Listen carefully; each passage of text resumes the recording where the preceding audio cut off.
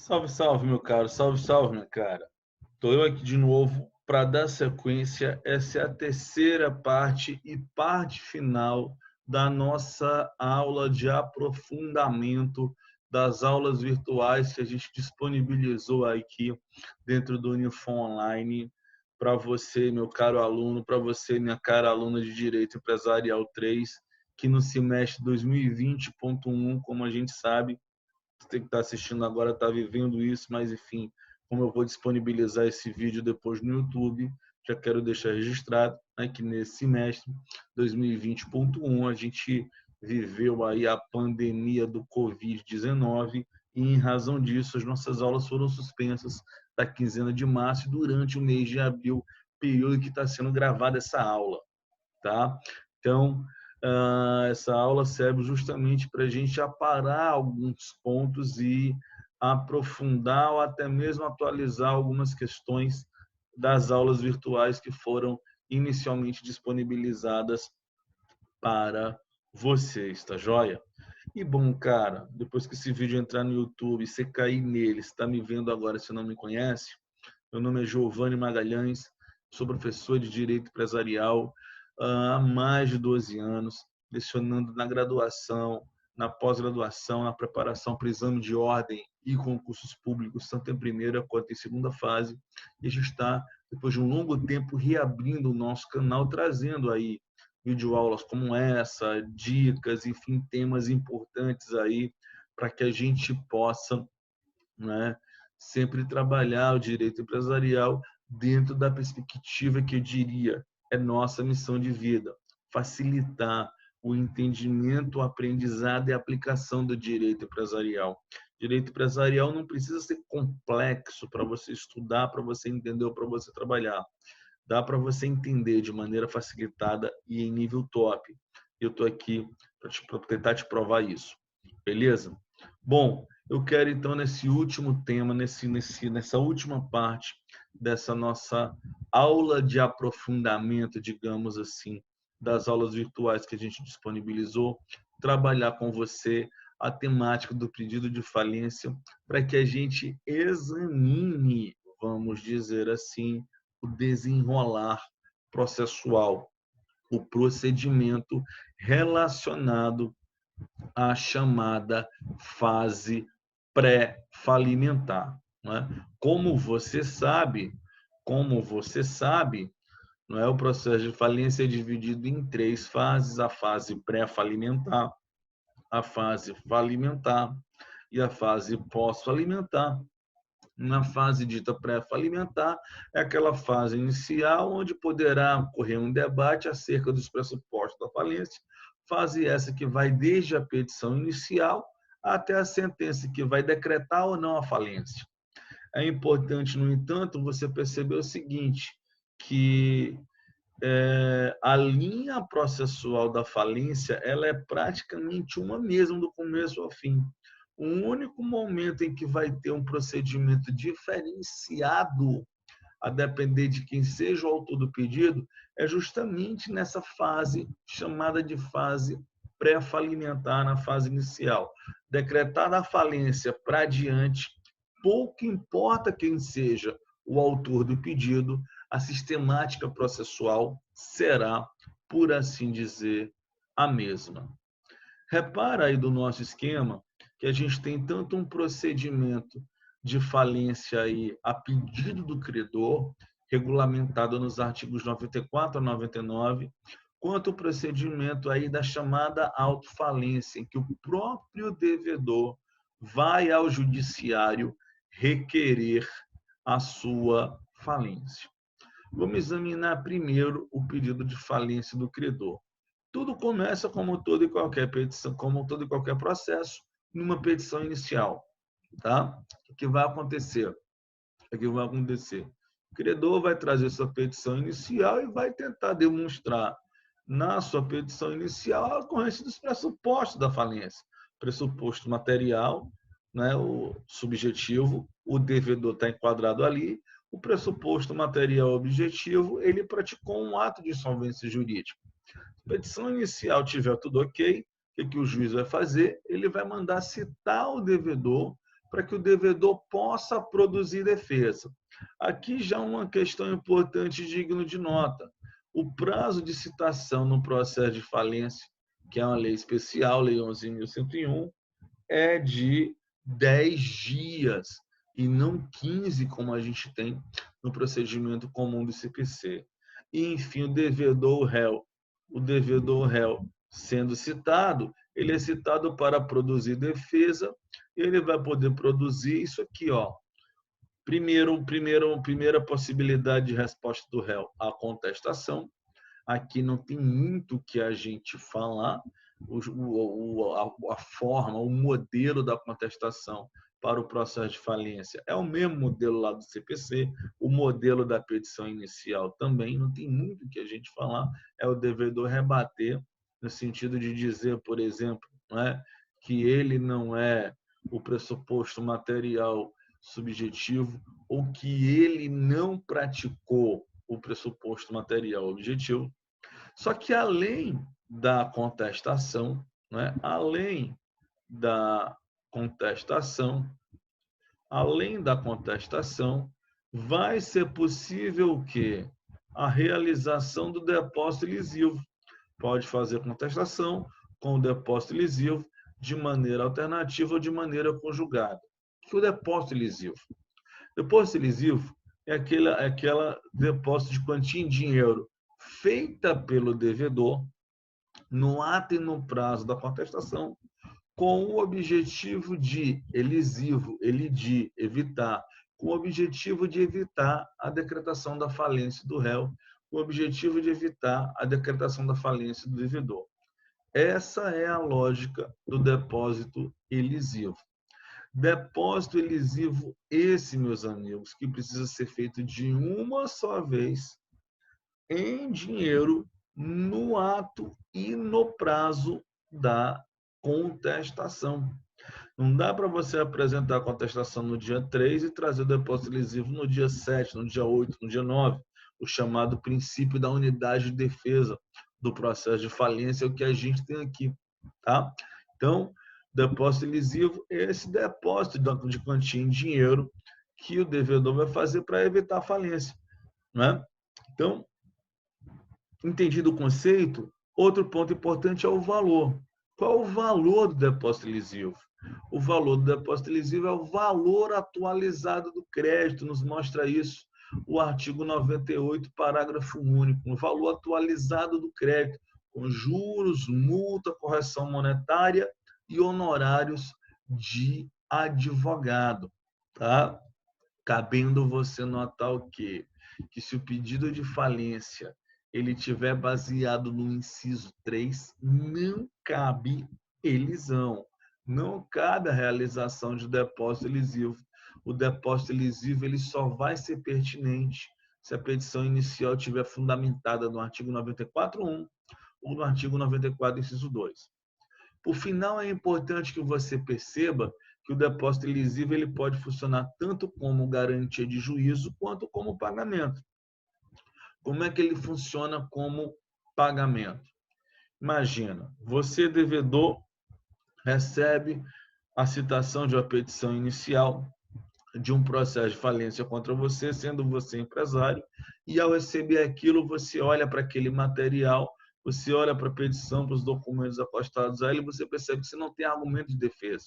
O crédito existe, o título existe, a assinatura é sua, não está prescrito, não está pago, de modo que se você for querer argumentar alguma coisa aqui, você pode alterar a verdade dos fatos e ter que responder ainda por alguma questão do tipo alegativo de má-fé. Então, repara só, né? Repara só o que acontece. Nessa situação em que você não tem argumento de defesa, você pode simplesmente fazer o depósito elisivo, ponto final. Passado o prazo, né? Passado o prazo, vamos dizer assim, da contestação, o juiz vai perceber que você foi revel. Resultado, vai presumir verdadeiro todos os atos que foram praticados contra você. Dessa forma, Dessa forma, não é? Ele vai dar a procedência do pedido, sendo que, em vez de ele decretar a falência, ele vai mandar que o autor levante aquele depósito lesivo. E, nessa maneira, só realizando o elisivo, ele funciona como, digamos assim, pagamento. Como garantia de juízo é aquela situação em que você realiza as duas coisas juntas, contestação e depósito lesivo. Você tem argumentos, mas você sabe que não dá para confiar muitas vezes no Poder Judiciário e você quer se resguardar. Você faz a contestação junto do elisivo. Se o juiz não se convencer das suas razões apresentadas na contestação, ele vai dar pela improcedência do pedido, mas ele não vai decretar sua falência, dada o depósito elisivo aí, que vai servir justamente para evitar a decretação da sua falência. Além disso, tem ainda o pedido de recuperação judicial, que pode ser apresentado como matéria de defesa, aqui quase como sendo uma reconvenção falimentar. Meus amigos, olha, até aqui do que a gente estava narrando para você é o que a gente tem no artigo 94 a 99 da Lei 11.101. Daqui para frente a gente vai ter uma espécie de vácuo processual e que o artigo 99 vai ser justamente a sentença que vai ou não decretar a falência. Esse vácuo processual aqui, ele vai ser preenchido por normas do CPC. Ou seja, se, por exemplo, o réu, na contestação, alegar fatos novos ou trouxer preliminares, o autor vai ser intimado para réplica.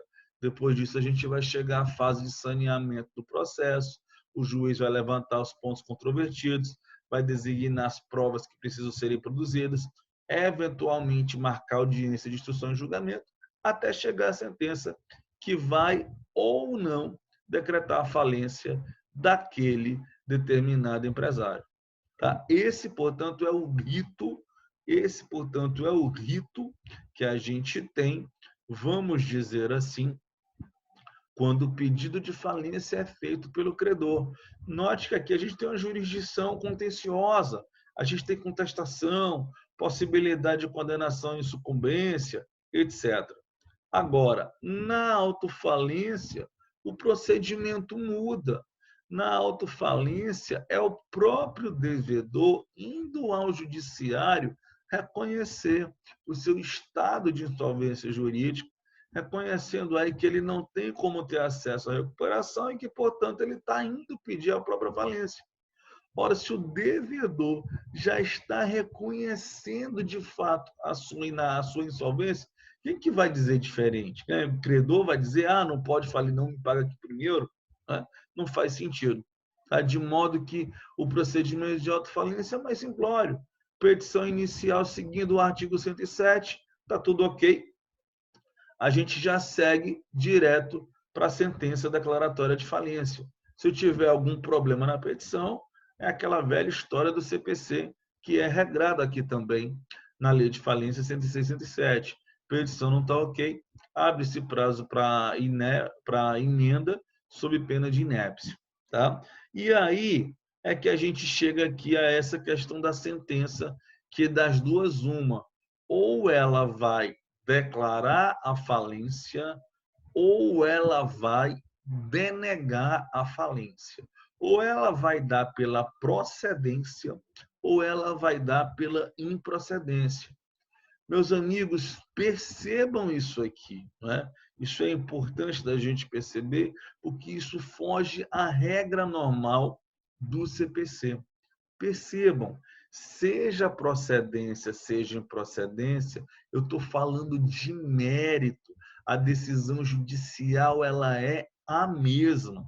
E olha que curioso, é a mesma sentença, alterando apenas em razão de mérito, e essa alteração provoca um ponto importante. Modifica-se o recurso cabível contra essa decisão justamente em razão do seu mérito. A doutrina fala sentença declaratória quando o mérito dessa sentença é procedente. O juiz está dando pela procedência do pedido, declarando a falência. E a doutrina fala em sentença denegatória quando o juiz denega a falência, quando o juiz dá pela improcedência do pedido. A depender desse direcionamento, muda o recurso. Se você pegar aí para você ver comigo o artigo 100 da Lei 11.101, você vai perceber justamente isso, que a sentença, se ela for declaratória, contra ela, né, a sentença, se ela for declaratória, contra ela vai caber o recurso de agravo de instrumento. Mas essa mesma sentença, se ela for agora denegatória, se ela der pela improcedência do pedido, o recurso cabível contra ela vai ser o recurso de apelação. Então, repare bem nisso aqui, não é? Repare bem essa diferença relacionada aí com o recurso cabível, justamente em razão do mérito da decisão. Isso acontece dessa forma porque o sistema falimentar brasileiro ele tem um sistema recursal próprio. Cabe a você pesquisar na Lei 11.101 e não no CPC, se aquela decisão é uma decisão recorrível e qual o recurso cabível para ela. Então, olha que interessante, uma sentença tendo como recurso o agravo de instrumento, algo completamente fora do tom, fora da lógica do processo civil, do procedimento comum, tá? Se liga nisso. Em matéria recursal, nos nossos processos, processo de falência e de recuperação, quem manda é a Lei 11.101. É ela que vai dizer se tal recurso, se tal decisão judicial é recorrível e, se for, qual o recurso pertinente contra ela. Valeu? Bom, a gente mata então essas aulas, essa aula de revisão, não é, de aprofundamento das aulas virtuais aqui, tá? Você que ainda não adicionou, se inscreve no canal, dá um joinha aí no vídeo se você gostou. Qualquer dúvida, pode colocar comentários aí no YouTube para a gente ir dialogando, a gente trocando ideia. E, evidentemente, se você é aluno dessa disciplina no semestre 2020.1, as suas dúvidas vão precisar ser encaminhadas aí pelos mecanismos institucionais pertinentes, né? Através do Info Online, através do nosso grupo de discussão no WhatsApp. Tá joia? Me despeço de você aqui e até uma próxima aula. Valeu!